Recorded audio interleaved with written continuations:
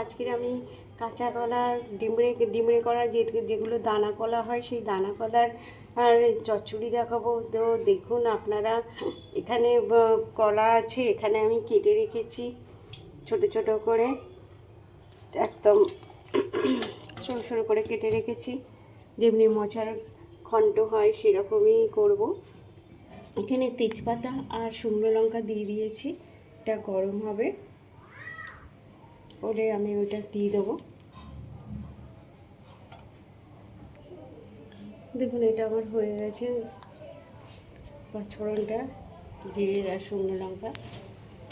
তো আমি এর মধ্যে এটা তুলে দিই।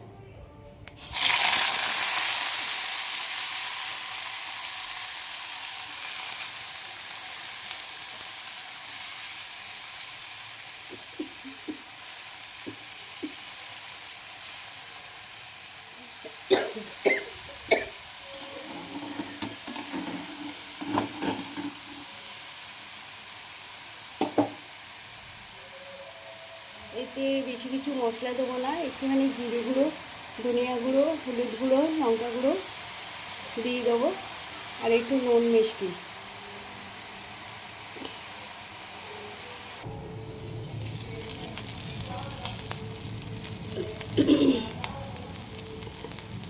আমি এখানটায় মশলা দিয়ে রেখেছি, লঙ্কা, হলুদ, জিরে, ধনিয়া সব দিয়ে রেখেছি। আমি এর মধ্যে দিয়ে দেবো অল্প, একদম অল্প মশলা।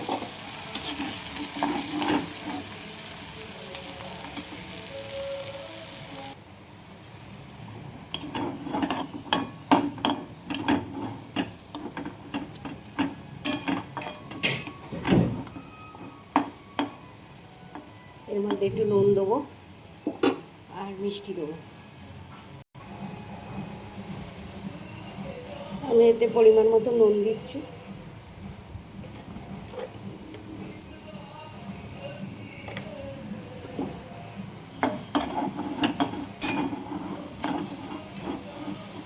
এটা তো একদম কচি কলা, একদম মোচা যখন হয় তার একদম প্রথম যে কলাটা একদম কচি, সেই কচি কলার ঘন্ট হচ্ছে, তাই জন্য এটা মাখা মাখা হয়ে গেছে। এর মধ্যে একটু মিষ্টি দিয়ে দেবো, দিয়ে নামাবো।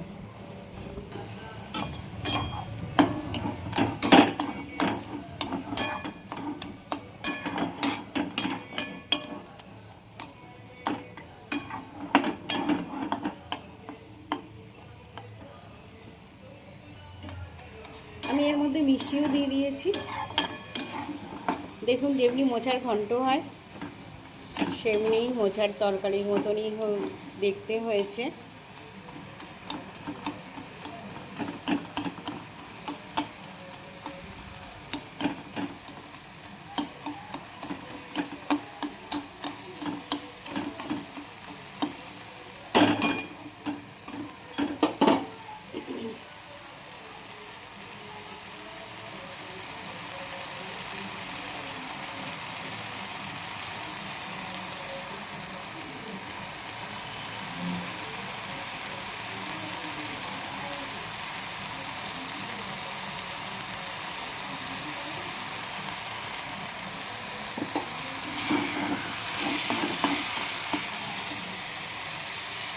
দেখুন আমি এবার গ্যাস অফ করে দেবো,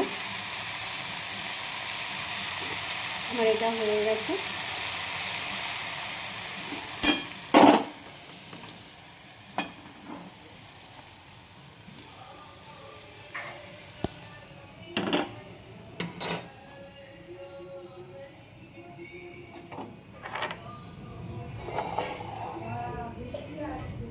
দেখুন আমার এটা কাঁচা কলার হয়ে গেছে, মোচার মতন ঘন্ট করে নিয়েছি।